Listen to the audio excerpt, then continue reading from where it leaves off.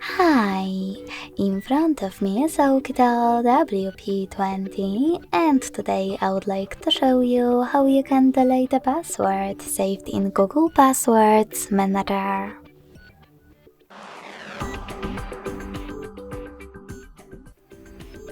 Begin by going into Devices Settings and scrolling all the way down to access Google section.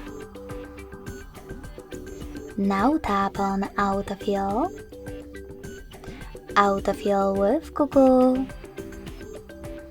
and Google Password Manager. Following that, just tap on one of your passwords that you wish to delete and enter your current login method.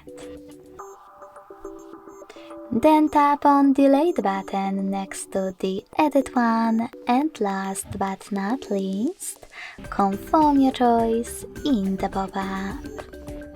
So when I do that, as you can see, my password was successfully deleted.